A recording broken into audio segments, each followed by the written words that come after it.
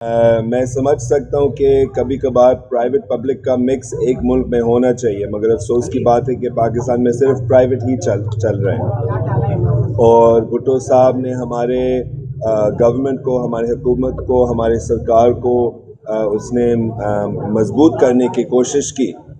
और मुझे भी याद है ख़ुद कि जब भी मैं PIA पे ट्रैवल करता था, मुझे फ़ख्र की बात आता था कि ये हमारे अपने मुल्क की एयरलाइन है। हम कराची से मुंजदर हो जाते थे फ़्लाइट पे, वो सिंध की तारीख़ के हवाले से मालूमात भी देते थे, बच्चों को पज़ल्स देते थे, पोस्ट कार्ड्स भी देते थे, और आसानी से लोग कराची से मुंजदर पहुँच सकते थे सिंध की तारीख़ देखने के लिए। पूरा सिस्टम तबाह हो गया।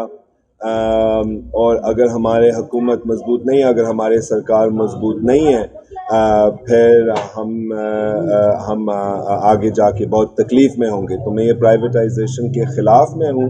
बेहतर ये होता था कि हम अपने PIA को पब्लिक सेक्टर में मजबूत कराते थे। सर, बिलावल भुट्टो जरदारी ने कल कहा है कि वो जो सिंध में वफाकी इदारे हैं वो हमारे हवाले करें, इसके बारे में आप क्या कहेंगे? मैं बस यही कहूँगा कि बिलावल हमारा अपना खून है और हम इसका एहतराम करते हैं, मगर ये भी है कि PPP के पॉलिसियाँ कि हम बिल्कुल मुखालिफ हैं, और ये जरदारी राज के हम मुखालिफ हैं, ये डाकू के राज के हम मुखालिफ हैं।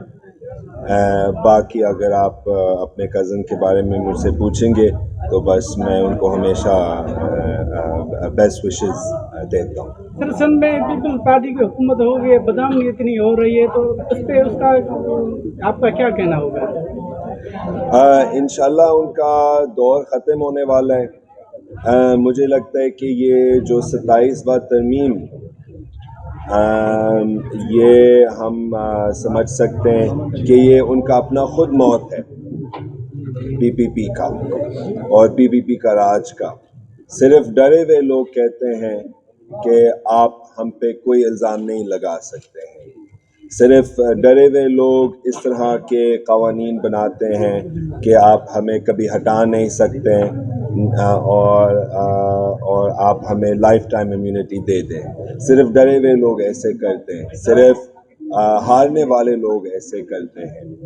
तो हम तो बस देख रहे हैं साइड पे कि ये लोग PPP के लोग कितना हमारे मुल्क का सत्यानाश करेंगे। फिर इंशाल्लाह हमारा वक्त आएगा।